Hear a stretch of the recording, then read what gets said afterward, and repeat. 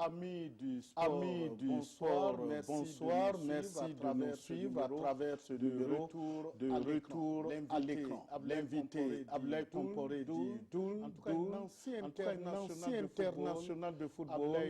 Ablaye Comporé, bonsoir. Bonsoir. Alors, première question, qui est Ablaye Comporé? Ablaye Comporé est né le 31 décembre 1955.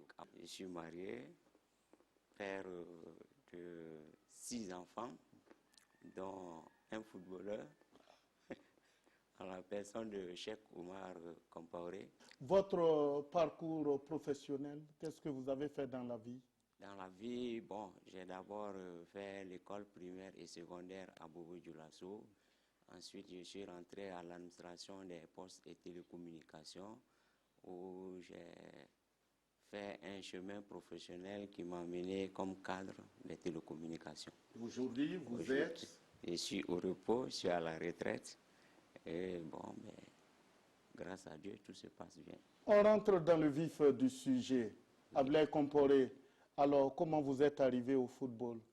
Bon, c'est peut-être le lieu aussi pour moi de rendre hommage à mon papa qui a beaucoup aimé le sport. Et dès mon jeune âge, pendant que les autres petits garçons rentraient par le mur, les trous, lui, il partait payer le ticket pour moi pour que j'aille assister au match de football.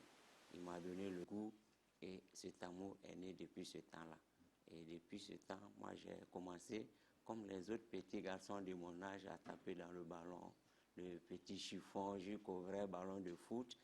Et quand j'ai atteint l'âge de jouer avec les minimes, c'est encore l'occasion de rendre hommage à quelqu'un qui m'a pris depuis ce temps-là, comme beaucoup d'autres joueurs, comme Zaïrois, comme Kamsami, comme Platini, comme Diarra Carlos.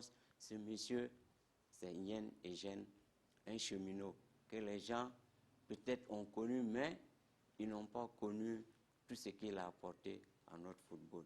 Et avec ce monsieur, on a beaucoup appris. Et vraiment, c'est le moment de lui rendre hommage. Il nous a beaucoup aidés. Et les gens n'en parlent même pas parce que peut-être ils ne savent pas. Donc, il nous a pris depuis les minimes jusqu'en junior. Et comme moi-même, mon papa était fonctionnaire, bon, naturellement, j'ai commencé. Oui, on va y arriver. Voilà. J'imagine que vous parlez donc de minimes et que vous avez eu donc à jouer un peu dans l'organisation du sport à l'école primaire, l'EOSEP en son temps. Bon, je crois que ça marchait un peu. Ça ou bien c'était dans le quartier? C'est vrai que ça marchait, mais au quartier, dans les secteurs, c'était encore plus fort. C'était plus fort parce qu'à l'époque, c'était une organisation de M. Ouedraogo Nouaga. C'était particulier à Bobo Dioulasso. C'était particulier. Le papa Araïm Ouedraogo, bon, c'est lui qui, en son temps, avait créé cette organisation. Et il s'est fait entourer par une très bonne équipe qui gérait très bien cette compétition. Et vous voyez tous les grands noms du football à Bobo là sont issus de cette commission des jeux.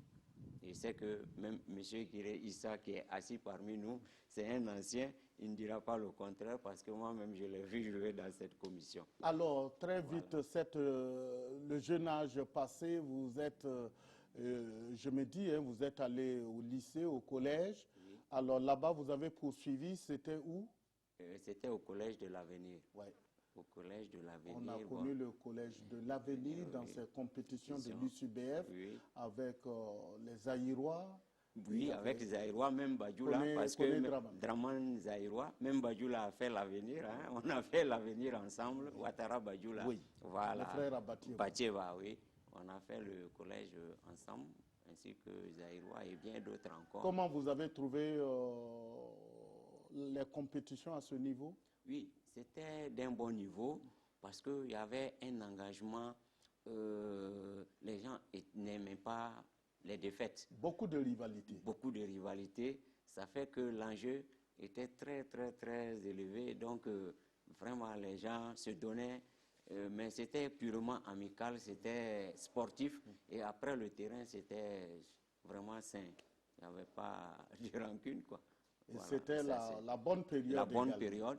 On ça se marche. fait la bagarre, oui, après on est terrain, des amis. Voilà, la bagarre c'est sur le terrain pour ne pas perdre le match, parce que si vous perdez le match, vous avez toutes les moqueries sur le dos. Bon, donc pour éviter tout ça, il fallait à tout prix gagner. Alors, Abdoulaye Compaoré, après tout ça, vous retrouvez l'élite du football et vous signez donc votre première licence en 1974.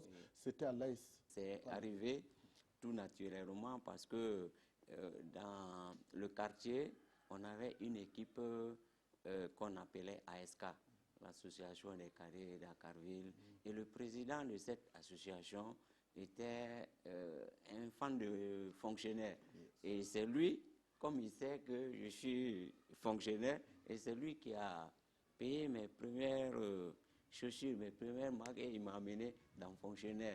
Je disais que je ne pouvais pas parce que je n'avais pas le... Il dit non, je t'ai vu jouer, tu peux, viens, il faut que tu ailles. Et c'est ainsi qu'il m'a amené sur le terrain d'entraînement et c'est parti comme ça. Début difficile, l'intégration, ou bien d'où était déjà pétri d'expérience? En fait, pas pétri d'expérience, mais je n'étais pas étranger dans le milieu parce que je connaissais un peu le milieu puisque j'y allais régulièrement. Quand fonctionnaire joue, bon, quand ils jouaient, nous on partait prendre les magres, les petites commissions. Donc on était familier à ce milieu-là.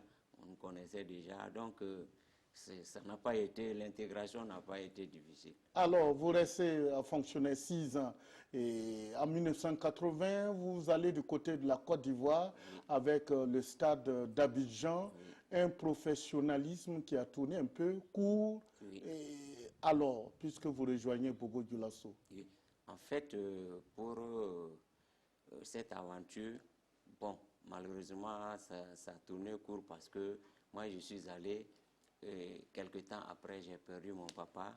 Et comme j'étais l'aîné, vous savez qu'à l'époque, ce n'était pas facile. Il fallait que je revienne. Je n'ai même pas pu faire une saison là-bas.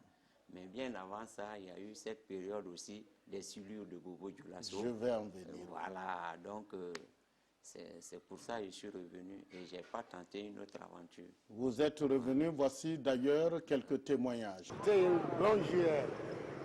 Si on change de joueur là, il faut dire Abdoulaye, c'est un bon joueur. Parce qu'on part partout, on a été parti, il est joué là-bas, tout le monde a apprécié que c'est un bon joueur. Vraiment, il y a quoi qui a fourni là, qui a joué, il faut qu'on ait un wolo.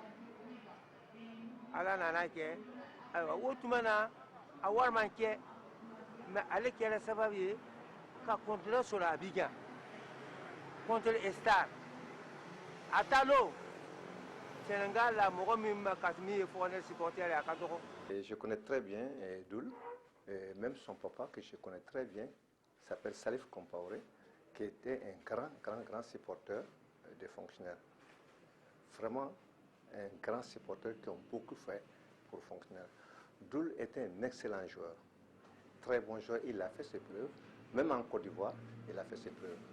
Il est l'un des premiers joueurs que les Ivoiriens ont combattu, qui est parti pour jouer là-bas. Donc Doul est né sportif. Doul a été un grand joueur, un dribbleur, un milieu de terrain, des milieux de terrain qu'on n'a plus aujourd'hui. Il avait des dons d'organisateur, le numéro 10, tout partait d'eux. Et il a montré ses compétences en plus dans les silures. Il a montré ses compétences au stade d'Abidjan où j'étais en études d'Abidjan. Je l'ai suivi au stade d'Abidjan. Il a montré ses compétences à travers les sélections africaines. Vous retrouvez à nouveau la famille jaune et noire. Oui. Comment les compétitions se déroulaient? Les résultats, c'était bon? Les résultats étaient bons. Vous savez que l'équipe fonctionnaire, par le passé, c'était une famille. C'était une famille. Je pense qu'on a eu de très grands dirigeants aussi. Des grands dirigeants. Et puis, comme on avait de grands joueurs qui étaient toujours à nos côtés. Quelques noms? Traoré Sibiri Ango, oui, Bamba Draman, paix à son âme.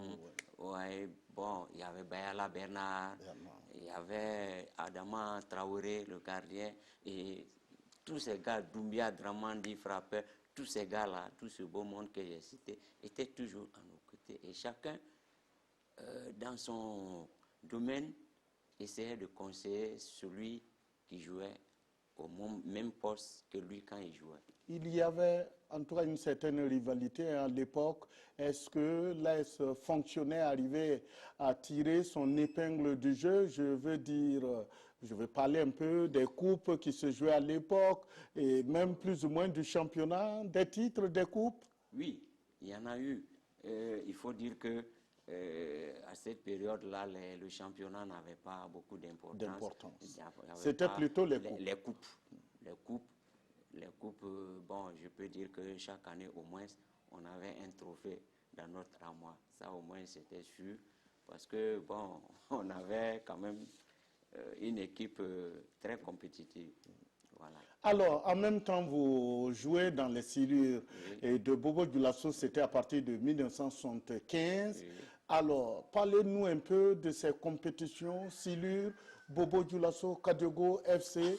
On se rappelle que ce n'était pas du tout facile. Hein? C'est vrai que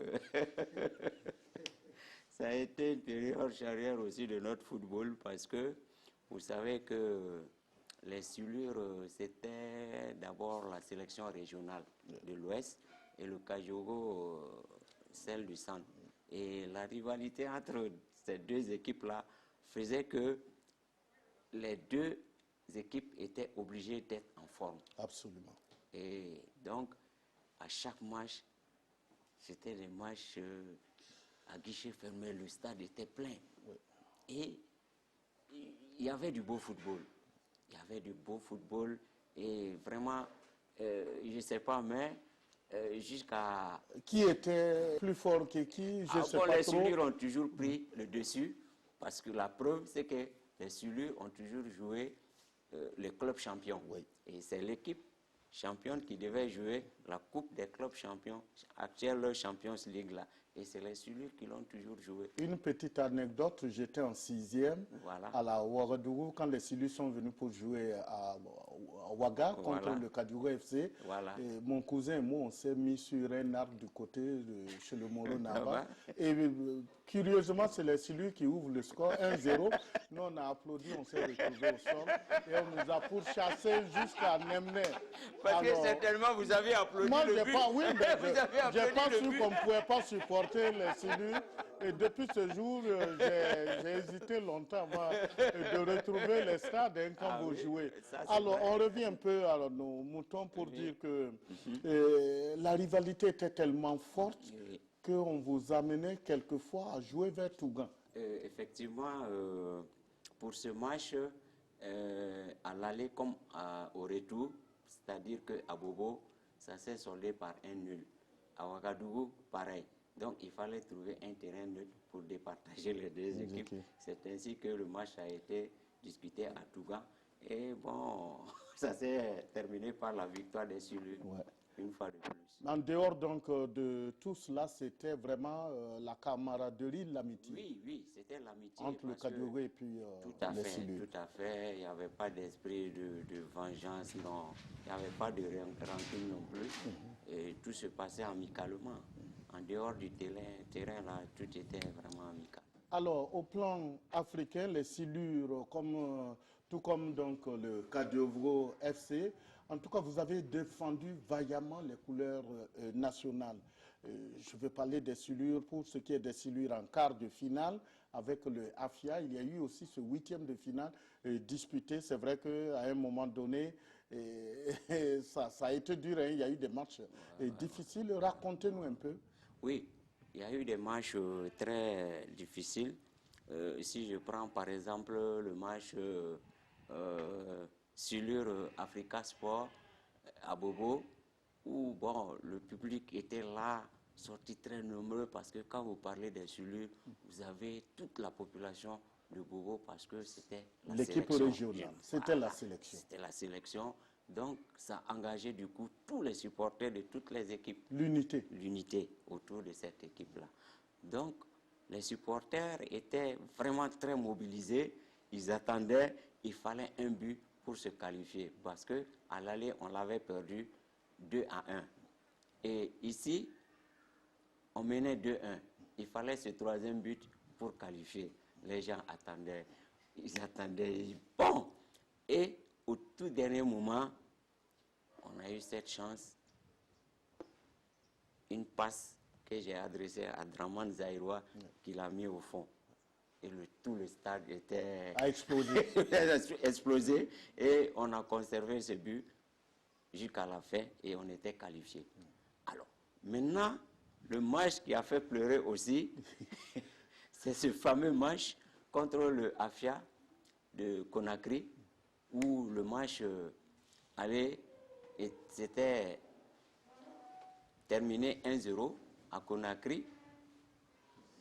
À Bobo, on a fait 1-0, donc on était à égalité. Même après les prolongations, il fallait recourir au tir au but. Et lors de cette séance-là, c'était très dur. Pénible. Très pénible. Vous êtes allé jusqu'à 10 tirs. 10 tirs. Il n'y a eu qu'un seul. Un seul.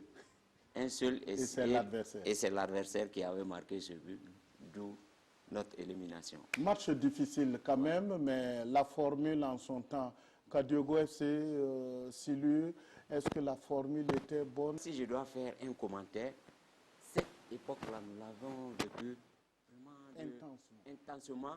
Et je peux vous assurer que vraiment, ça portait ses fruits. Dans la mesure où les deux équipes, le Kadiogo, une fois en demi-finale, les Silu jusqu'en quart de finale, alors que présentement, nos équipes n'arrivent même pas à franchir le premier tour. Donc ça, c'est le hic. Ça, vraiment, bon, c'est vrai qu'il y en a qui ont tenté de réduire un peu le nombre d'équipes. Ça a été de véritables problèmes. Si on doit recourir aujourd'hui à un Silur Kadiogo, je pense que c'est pratiquement impossible. C'est impossible. Mais c'est avec regret quand même qu'on constate l'élimination des équipes. Tout à fait. Je vais parler un peu de ce niveau, puisqu'on en parle d'ailleurs, de championnat, au niveau local, au niveau national. Une appréciation de notre football? Bon, ça, tout le monde est unanime à le dire, le niveau a considérablement baissé. Et ça fait que du coup, beaucoup même ne vont plus au stade. Il n'y a plus d'enjeux comme ça, les rivalités là tendent à disparaître. Bon, vraiment...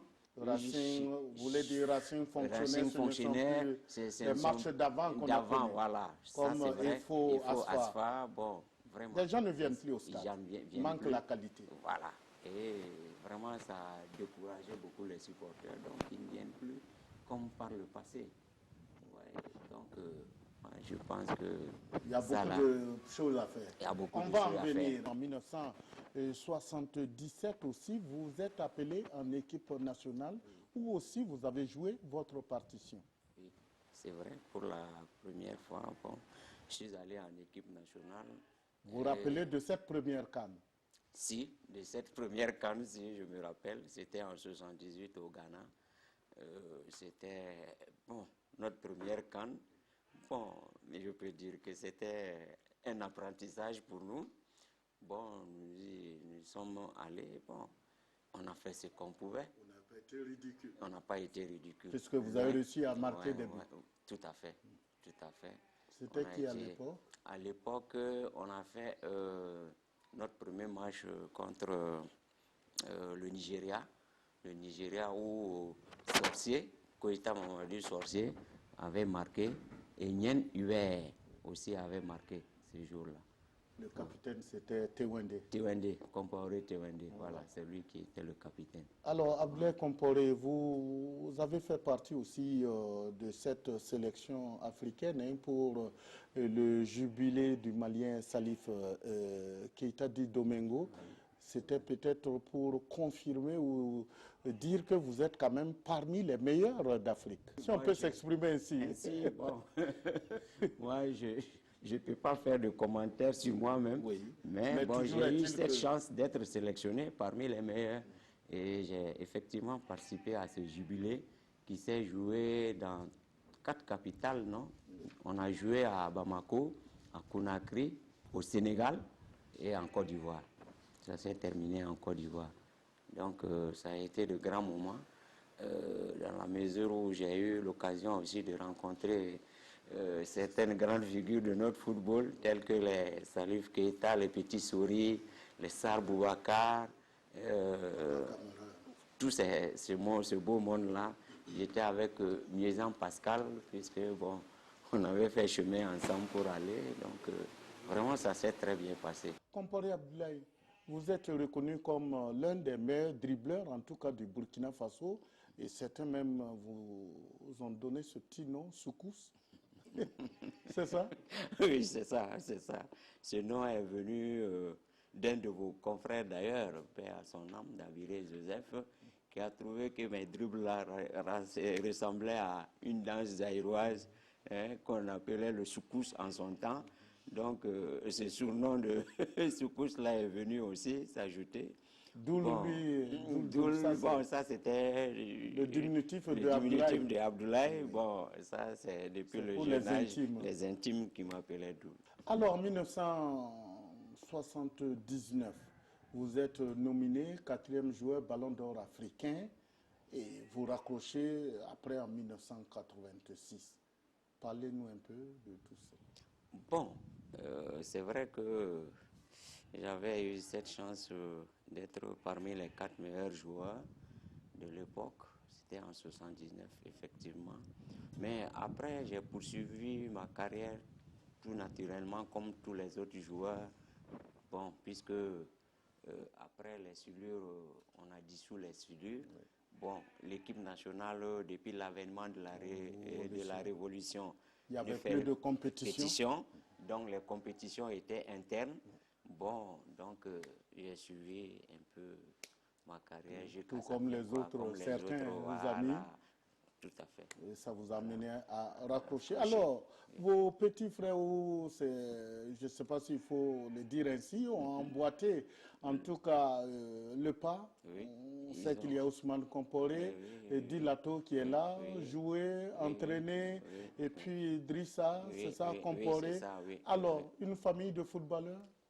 Tout naturellement, parce qu'il fallait le faire, parce que le papa lui-même a aimé. Et bon, comme exigé. Bon, il a encouragé. Il a encouragé peut-être, mais pas exigé. Il a encouragé, puisque bon, il fallait lui faire plaisir, puisque lui, il aimait ça. Donc, pour lui faire plaisir, s'il joue bien, bon, ben, lui, il est content. On revient un peu sur ce sujet quand même. Le football burkinabé aujourd'hui, comment vous le voyez? Des progrès? Parlant des professionnels, ça, vraiment, il faut le reconnaître parce qu'on suit un peu le championnat européen. Bon, il se trouve que quand vous regardez les matchs, vraiment, on voit peu de Burkinabés, pour ne pas dire qu'on n'en voit même pas. Et c'est sur ces éléments que nous comptons dans notre équipe nationale. Alors que les joueurs des autres nations là compétissent là-bas. Ça veut dire qu'ils ont plus de compétition dans les jambes que les nôtres. Il va de soi que s'il y a un match entre eux, les autres prennent le dessus. Absolument. Donc, ça, franchement, on ne peut pas dire que ça va. Ça va. Oui. Il faut vraiment un travail à ce niveau parce que nous comptons beaucoup sur eux. Et bon, qu'est-ce qu'on constate? Il y a un relâchement total. Donc, depuis la CAN 2013, je ne sais pas ce qui est arrivé, mais il y a eu un relâchement total. On ne les reconnaît plus. On ne les reconnaît plus. La preuve, c'est qu'on est allé à la CAN 2015, là, 0 victoire. Oui. Donc, ça veut dire que ça ne va pas du tout. Il y a un travail à faire. Je pense qu'ils doivent prendre conscience et vraiment revenir à un meilleur niveau. Sinon, ça ne va pas du tout. Ou alors que nos dirigeants aussi prennent leurs responsabilités. S'ils sont fatigués, bon, qu'on les remplace par des jeunes joueurs. On donne la chance. Voilà, tout à fait. Voilà. Au plan local, c'est peut-être améliorer la qualité du championnat? Oui, il faut peut-être apporter un soutien conséquent pour relever le niveau. Vous voyez, quand vous prenez les clubs ailleurs, quand vous voyez TP, Mazambé, les équipes qui sont de Tunis, qui sont régulièrement en finale, chaque année c'est la finale ou les demi-finales, c'est qu'ils mettent les moyens. Je pense qu'à ce niveau-là, chez nous, on met les moyens qu'au niveau de l'élite, c'est-à-dire l'équipe nationale, un point c'est tout. Alors que pour parvenir à l'équipe nationale, là, il faut d'abord soigner la base. Si la base est bien solide, vous pouvez avoir une équipe nationale bien solide. Bien solide, même avec les locaux. Il y en a en Égypte ou bien c'est les locaux qui compétissent. Même quand vous prenez le Nigeria à la CAN 2013, là, il y avait près de 7 locaux qui étaient titulaires. Et c'est eux qui ont pris la coupe. Ça veut dire que même les locaux, il y a des compétences là-bas. Donc, il y en a qui soutiennent qu'aujourd'hui, ces jeunes-là ont plus de chance parce que tous les primes sont plus relevées et à votre temps, il n'y avait rien du tout. Est-ce qu'on peut faire une petite comparaison? Ce n'est pas possible parce qu'aujourd'hui, c'est aujourd'hui, mais il va falloir quand même qu'ils se mettent au travail. Oui, c'est-à-dire qu'on a coutume de dire comparaison n'est pas raison. Les époques ont changé. Bon, maintenant, il faut nécessairement l'argent pour que le football avance. Bon, mais ce qui est à déplorer, quand bien même on met les moyens, le résultat ne suit pas. C'est ce côté qu'il faut surtout déplorer. Et je pense qu'il y a lieu de prendre conscience, que nos joueurs prennent conscience. Parce qu'il ne suffit pas d'être professionnel et le football s'arrête là-bas. Nous voyons l'exemple des gars comme les Eto'o, les Drogba, qui sont multimilliardaires, mais qui poursuivent. Ils se mettent au sérieux quand il y a des compétitions, on arrive à les distinguer parmi les autres. Donc, je pense qu'il appartient aussi à nos professionnels de faire la même chose. On attend beaucoup d'eux. Voilà. On n'est pas joueur, on le devient. On le devient. Alors, vous êtes l'un des douaniers donc, du football burkinabé. Aujourd'hui, des conseils à ces jeunes générations? Oui, des conseils, oui, parce que souvent, on constate même que nos joueurs, dès lors qu'on commence à parler d'eux, c'est fini. Tous les vices viennent autour d'eux. C'est les problèmes de boisson, des sorties incontrôlées, c'est les femmes, c'est l'alcool. Mais bon, je pense que tout ça là, il faut qu'ils prennent conscience. Et vraiment, c'est pas une ou deux sélections ou bien 2 ou 3 apparitions qui peuvent faire de quelqu'un un grand footballeur. Par le passé, on pouvait voir un joueur jouer pendant près de 5 saisons en forme. Quand il y a un match, tout le monde vient pour lui et il ne repart pas dessus. Donc je pense qu'ils peuvent faire la même chose puisqu'ils ont choisi cette voie. Il y en a qui n'ont même pas appris de métier, qui ne sont pas allés à l'école. Ils ont choisi de faire le football. Donc quand on choisit de faire quelque chose, en même temps qu'on a le plaisir, on se doit de satisfaire tout ce beau monde qui vous entoure, qui vous encourage. Donc, il faut qu'il soit plus ambitieux. Tout à fait. Dites-nous, Doudoul, quel est le joueur qui vous a le plus marqué par son talent peut-être à votre époque? Bon, à notre époque, bon, il y en a eu. Si je prends par exemple le cas d'un gars comme Badou Alphonse, qui était très calme, un défenseur technique, impérial, vraiment, il méritait le nom de général.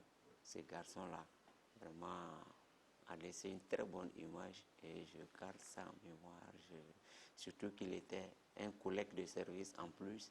Donc, vraiment, je l'ai toujours en mémoire. Paix à son âme. Paix à son âme. Alors, peut-être un petit bonjour aussi aux autres anciens qui vous ont, et vos supporters qui vous ont soutenu jusque-là. Oui, ils sont nombreux. Il y en a qui sont parmi nous, qui, même après le terrain, continuent de me supporter. Quand je prends l'exemple de Guiré, par exemple, qui a été un ancien footballeur, de fonctionnaire, qui nous a épaulés. Moi, comme après moi, les Rouquins, les Fatih et autres là, il les a tous soutenus. Toujours présents. Toujours présents. Et je pense que c'est l'endroit aussi de lui rendre cet hommage-là. Ils sont là, Alaka Ereke, vous avez connu ce nom-là, Alaka Ereke, et notre jaune noir, éternel jaune noir, qui est là du 1er au 31, il s'habille en jaune noir.